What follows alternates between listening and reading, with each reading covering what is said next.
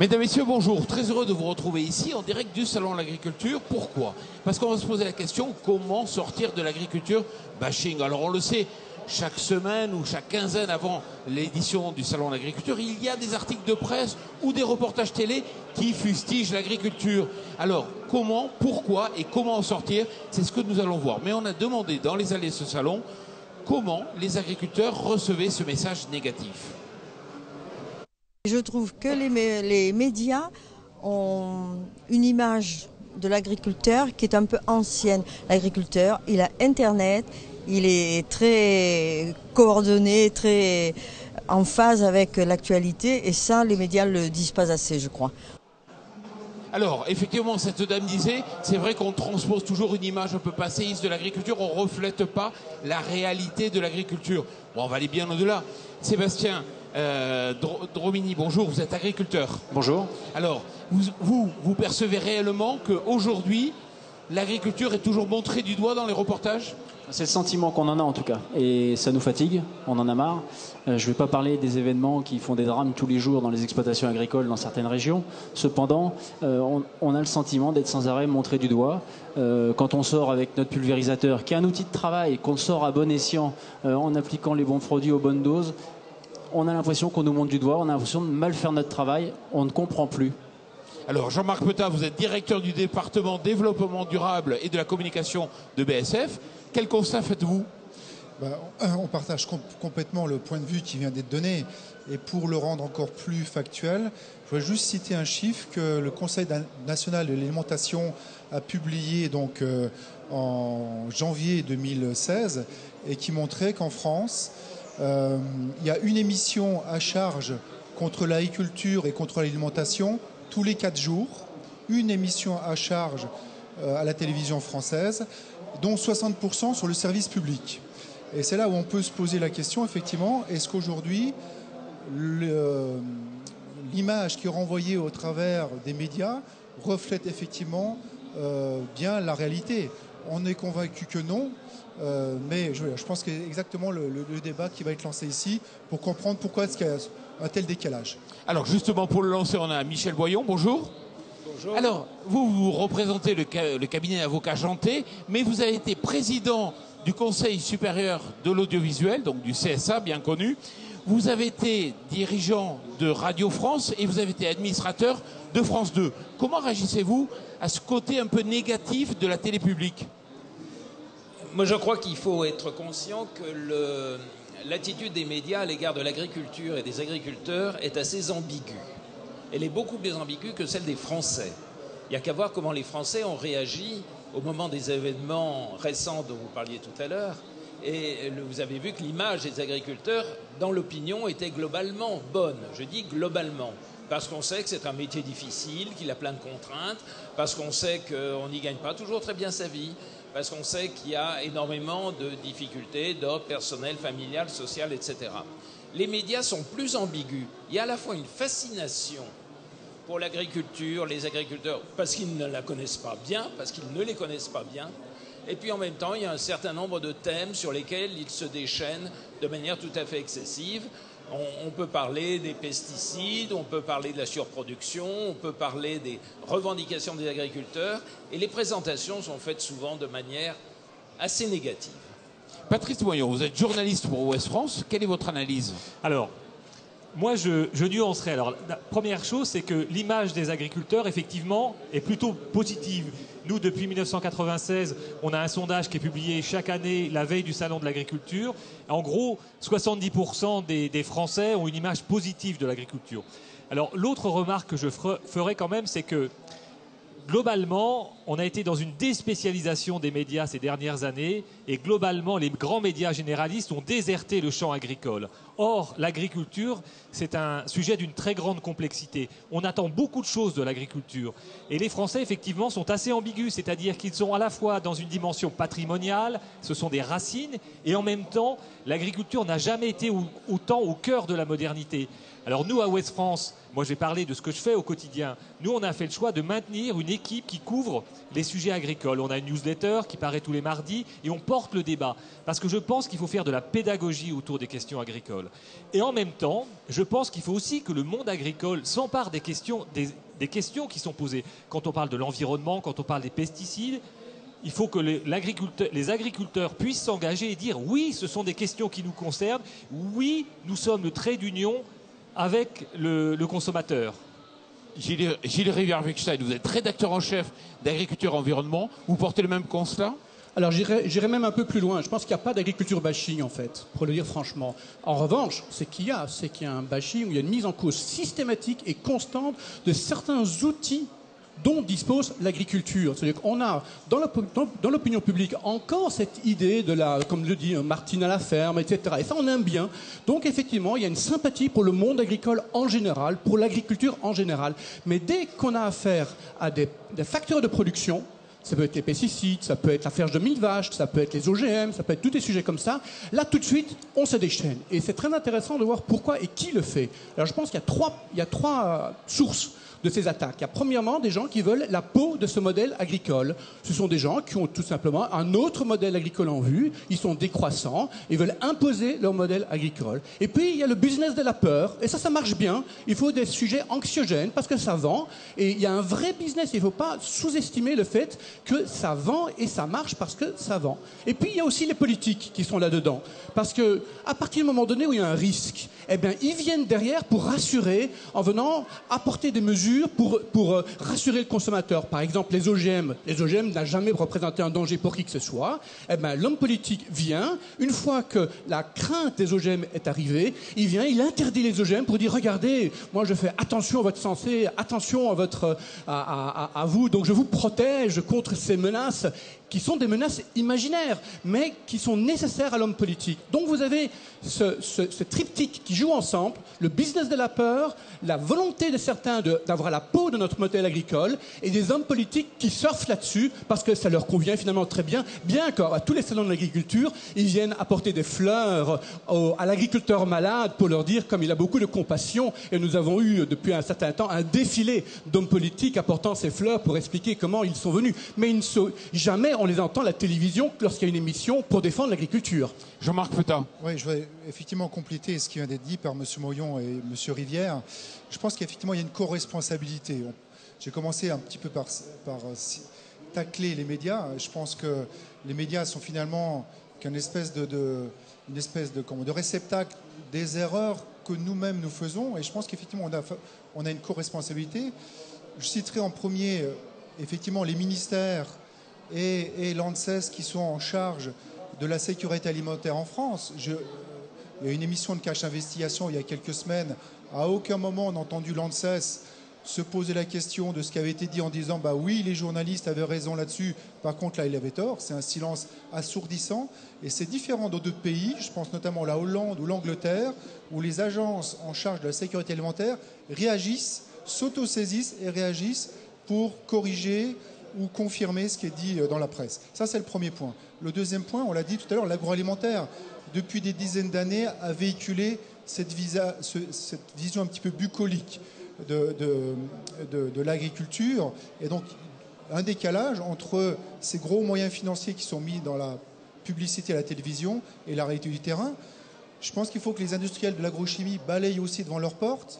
C'était criant de voir dans cette émission de Cash Investigation les patrons de grandes sociétés refusaient les interviews.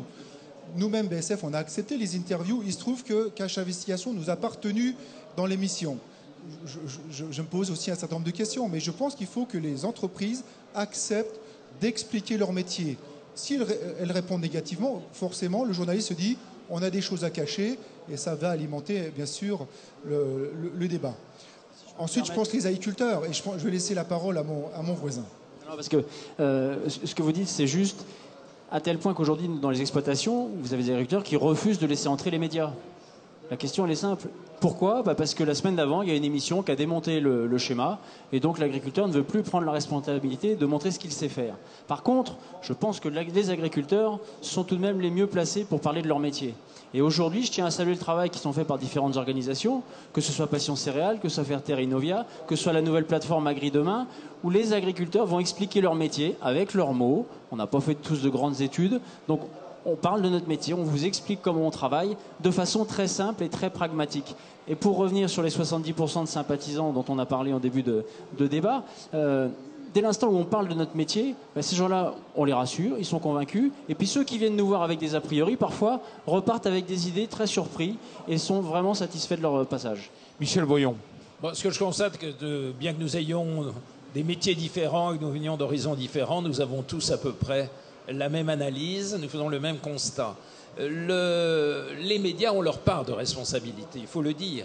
Et puisque nous sommes sur une chaîne de télévision, une très bonne chaîne de télévision maintenant, je vous en remercie. Je dirais ce que j'ai souvent dit, même quitte à me faire arracher les yeux, et tant pis pour vous, messieurs les journalistes, c'est qu'on demande aux journalistes dans les écoles de formation d'avoir du sens critique, d'avoir l'esprit critique, et ils transforment ça en critique systématique, ce qui n'est pas du tout la même chose. On peut avoir du sens critique sans pour autant tomber dans la critique systématique. Mais ce qui ressort de notre conversation, sur laquelle nous sommes tous d'accord, c'est que les deux maîtres mots pour se remédier à la situation que nous connaissons aujourd'hui, c'est la transparence. Il faut montrer comment les choses se passent réellement, et c'est la pédagogie. Et là, les organisations professionnelles, elles ont aussi un grand rôle à jouer. Patrice Moyon. Oui, surtout, moi je pense que l'agriculture échappe pas à un phénomène qui concerne toute la société, c'est-à-dire qu'on est dans une société de défiance et plus dans une société de confiance. Et la confiance, ça se construit. Donc je pense que là, effectivement, il faut jouer la carte de la pédagogie, il faut accepter aussi la complexité, et je crois que notamment les agriculteurs ont une carte à jouer parce qu'ils sont en charge de l'alimentation des Français. Donc quand il y a des questions qui sont posées, non pas seuls, mais avec les autres acteurs, ils doivent s'emparer de ces questions-là et puis avancer, y compris en exprimant les doutes quand il y en a. Mais cette question de la mission de nourrir nos citoyens, nous on la connaît, on l'a compris. On travaille avec les outils qui sont à notre disposition. Maintenant, c'est pourquoi certains s'acharnent systématiquement à vouloir démonter ce que l'on sait faire et bien faire. C'est là le bashing. Oui, alors justement, je voudrais rebondir sur ce que vous dites, parce que je pense que ce qui est très intéressant à comprendre aussi, c'est que pendant très longtemps, l'information ou l'opinion était quelque chose qui était formé principalement par les médias. Aujourd'hui, nous sommes dans l'ère de la communication 3.0, des réseaux sociaux. Et là, vous autres agriculteurs, vous avez une chance énorme. Parce que si vous vous emparez de cette communication-là, de 3.0, des Twitter, comme vous faites, de Facebook, etc., vous allez voir que vous allez, en très très peu de temps, pouvoir renverser cette situation et faire réellement comprendre votre métier. Donc aujourd'hui, moi, si j'ai un conseil à vous dire, c'est carrément oublier les médias. Faites comme s'ils n'existaient pas et allez-y, faites votre communication à travers le type de communication dont vous pouvez disposer aujourd'hui. Et là, vous avez une chance inouïe. Vous pouvez aller sur Wikipédia, vous pouvez aller sur les réseaux sociaux, vous pouvez aller sur Facebook, vous pouvez faire des vidéos, vous pouvez intervenir. Et là, vous allez avoir une force de frappe qui sera véritablement à la hauteur des enjeux. Jean-Marc Feutat.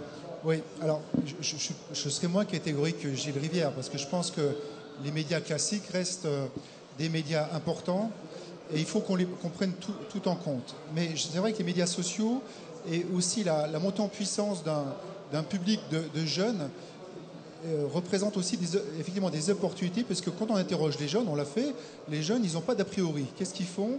Ils vont piocher dans différents médias leur information pour se faire leur propre opinion. Et c'est là où je pense, par rapport à une génération, je dirais presque perdue pour l'image de l'agriculture, il faut qu'on réinvestisse ces jeunes qui sont ouverts aux échanges. Ça passe, M. Moyon l'a dit, par une prise de conscience des industriels. Il faut que nous quittions le discours marketing trop formaté pour un discours d'ouverture et de franchise. Aujourd'hui, quel média sait, quel journaliste sait que pour homologuer un produit phytosanitaire, il faut 10 ans d'études, que ça coûte 250 millions d'euros, que les autorisations durent seulement 10 ans et qu'à tout moment, on peut nous retirer l'homologation si jamais il y a des risques qui sont avérés. Comment expliquer le décalage entre le fait que le grand public pense que les pesticides ne sont pas du tout contrôlés, qu'ils sont utilisés sans aucun contrôle, alors que les agriculteurs ont un certificat pour avoir le droit de l'utiliser. Donc il y a un vrai décalage à ce niveau-là. Et juste pour finir, il faut, je pense aussi, que la profession ou les autorités mènent des enquêtes régulières. Tout à l'heure, M. Mourion parlait de l'enquête de West France. C'est important. Je voudrais juste citer une initiative du BFR en Allemagne. Le BFR, c'est l'équivalent de l'ANSES, qui, en 2006, a reconduit une nouvelle étude pour comprendre le décalage qui existait entre ce que eux pensaient en termes scientifiques et le grand public. J'attends toujours l'enquête officielle du gouvernement français ou de l'ANSES qui permettrait effectivement de mieux guider la pédagogie vers le grand public. Michel Boyon. Oui, je vais essayer de faire la synthèse entre ce qui a été dit par monsieur qui dit quand même les grands médias ça compte et monsieur qui dit il faut s'appuyer sur les réseaux sociaux. Il paraît que la synthèse c'est à la mode. Ce qui est très important quand on est sur les réseaux sociaux, c'est pas seulement de regarder le message que l'on a envoyé. Quand on a regardé une émission de télévision, il faut aussi regarder les réactions du public non agricole. Et ça, c'est très important parce qu'elles sont révélatrices. Et vous verrez qu'en réalité, on peut, par la combinaison astucieuse des deux, parvenir à un résultat tout à fait satisfaisant. Patrice Moyon. Oui, alors moi, je ne suis pas du tout d'accord sur la question de Gilles Rivière, qui dit la communication. Oui, la communication, mais moi, je pense que les médias, les journalistes, ils ont un rôle à jouer. Moi, je pense que chacun doit être à sa place, effectivement. Oui, absolument. Je n'ai pas dit que les journalistes n'avaient pas de rôle. Quand je vais voir un agriculteur, moi, je respecte et je vais essayer de faire parler les faits. Quand je vais voir un industriel, et ensuite, les médias, ils ont une responsabilité. Parce que si vous êtes uniquement dans une société de communication, vous êtes dans une société de bruit. Je n'ai pas dit que les médias n'avaient pas leur rôle à faire. J'ai dit que pour le monde agricole, il faut qu'il s'empare des nouveaux moyens de communication. Je n'ai jamais prétendu que le reste allait disparaître et ne pas exister, qu'il ne faut pas faire avec. Ne soyons pas simplistes. Simplement, quand on est agriculteur et qu'on a un message aujourd'hui à faire passer, par exemple face à une émission comme Cash Investigation, aujourd'hui, on peut le faire. On a les moyens pour le faire. Et s'il y avait eu 100 000 personnes sur Twitter de monde agricole qui avaient réagi, ça aurait certainement changer les choses aussi. C'est ça que je veux dire. Simplement, bien entendu qu'il faut qu'il y ait des médias. Heureusement qu'il y a les médias et qui font très bien leur boulot pour la plupart. Il y a une minorité qui a pris en cause le modèle agricole. C'est même pas l'agriculture. C'est cette petite minorité-là qu'il faut arriver à quelque part isoler et à contrecarrer. Ce n'est pas la majorité, bien entendu. Sébastien Dromini. Pour abonder dans votre sens, c'est effectivement le constat que nous faisions avant qu'il y ait, je dirais, l'apologie des réseaux sociaux. C'était comment, après des émissions dévastatrices, on arrive, nous, à reprendre la main et à pouvoir faire passer les messages et à apporter les informations qui viennent, je dirais, désinformer ce qu'on a pu voir ou ce qu'on a voulu nous faire passer. Jean-Marc Feutat. Ouais, je pense qu'effectivement, on a abordé deux thématiques qui sont comment est-ce que le monde agricole se réapproprie les messages pédagogiques au jour le jour. Comment est-ce que, plutôt que de subir, d'attendre la prochaine émission ou le prochain article, hein, ici, on a l'exemple de Libération. Comment est-ce que Libération peut se permettre un titre aussi agressif alors même que la réglementation française est une des plus strictes au monde. Mais il y a comment est-ce que le monde agricole s'inscrit dans la pédagogie au jour le jour, et puis il y a comment est-ce que le monde agricole et l'industrie réagit à des nouvelles crises. Parce que les choses ne vont pas changer radicalement. On aura à nouveau demain des nouvelles émissions ou des nouvelles alertes de sécurité sanitaire. Et je pense qu'il faut qu'on réfléchisse aussi à un autre dispositif qui est légitime demain pour, quand il y a l'annonce d'un scandale, reprendre la parole pour apporter de la pédagogie avec des scientifiques, la pédagogie pour réassurer le consommateur. Est-ce que c'est les autorités? Moi, j'y crois plus. Je parlais tout à l'heure du rôle de l'ANSES qui me paraît manquer de ce point de vue pédagogique. Et moi, j'appelle de mes voeux une plateforme d'information, de communication vers le grand public qui réunirait les ONG de consommateurs, les ONG et les associations de consommateurs, pardon, les industriels, les scientifiques, et qui, à chaque fois qu'il y a une crise médiatique, referait de la pédagogie pour dire oui, ça c'est vrai, et non, ça c'est faux. Et il faut absolument que les médias qui ont véhiculé cette information apportent un correctif.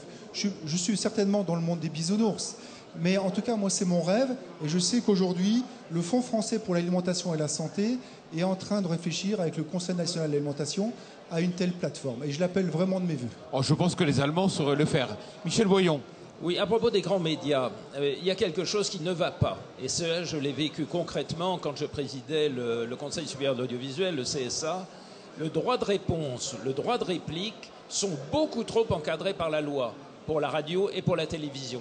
Et ça n'est pas bien, parce que du coup, ça entraîne le fait que l'auditeur ou le téléspectateur reste sur une idée sur laquelle personne d'autre n'a pu s'exprimer. Il faut changer la loi, il faut la moderniser sur ce plan et trouver les outils qui permettent à ceux qui se sentent, à juste titre, mis en cause, de répondre ou de répliquer à une émission de radio ou de télé. Parce que c'est vrai que quand je vois des gens qui sont mis en cause, souvent ils disent non, on va rien dire, parce que sinon on va remettre de l'huile sur le feu. Vous demandez quoi, vous? Je demande que puisque tous les gouvernements de droite, de gauche, du milieu passent leur temps à vouloir changer la loi sur l'audiovisuel, qui réfléchissent un tout petit peu à cet aspect-là, qu'on élargisse les possibilités de réponse et de réplique, quitte à donner cela à une institution comme le CSA, peu importe. Ouais, pour abonder dans ce sens-là, je pense qu'il y a beaucoup de systèmes en France aujourd'hui qui mériteraient que les lois soient revues pour faire évoluer les choses. Et nous, on est les premiers à réclamer ça. Laissez-nous travailler, foutez-nous la paix. Et moi je dirais, tant que ce changement n'a pas eu lieu, allez-y, allez sur les réseaux sociaux, faites-les savoir, dites ce que vous pensez, et vous allez voir, parce que vous allez être écoutés. Alors on arrive au terme de cette émission, un dernier mot, Jean-Marc. Oui, je pense que on peut espérer des politiques ce genre de décision. Moi je pense que les politiques devraient, pour aller dans notre sens, mesurer l'impact catastrophique de ces émissions. Je rappelle le chiffre, une émission négative sur l'agriculture et l'agroalimentaire tous les 4 jours en France à la télévision, ça a un effet absolument destructeur sur le moral. Je pense que c'est important, on est tous, en plus de notre métier, des hommes, on a une famille, donc sur le moral, mais aussi sur le tissu industriel. Je fais référence au scandale des lasagnes à base de cheval, qui n'était certainement pas un scandale sanitaire, mais qui est plus un scandale de fraude. Mais le résultat, c'est que la consommation a chuté brutalement et l'impact économique de telles émissions devrait être quand même intégré par les médias pour bien réfléchir, non pas pour les museler, mais pour bien réfléchir à la véracité de leurs affirmations et à la portée de leur message. Sébastien Dromini, oui, un mot. Un mot. En tant qu'élu local, je crois encore aux politiques, mais dans une certaine mesure. Cependant, moi, ceux auxquels je crois, c'est mes collègues agriculteurs que je vais exhorter à parler de leur métier, à s'inscrire sur les réseaux sociaux, comme vous l'avez si bien dit. Allez tous, grand public, consulter les sites de Passion Céréales, la plateforme Agri Demain. Vous y trouverez des portraits d'agriculteurs qui parleront de leur métier, sans communication, qui sont là pour faire de l'information. Et comme on n'a pas été tendre à les journalistes, oui, alors, Patrice Moyon. L'agriculture, je pense qu'elle touche à des questions essentielles, c'est l'alimentation et la santé. On sait que sur ces sujets-là, la vérité, elle n'est pas toute faite, c'est-à-dire que la science aussi avance, et donc il faut aussi avancer avec la science, et avoir le courage de le faire. Gilles Rivière-Bechstein, merci. Michel Boyon, merci beaucoup. Sébastien Dromini, merci. Jean-Marc Petta, merci. Et Patrice Moyon, merci beaucoup. Quant à vous, je vous retrouve dans quelques minutes pour une nouvelle émission.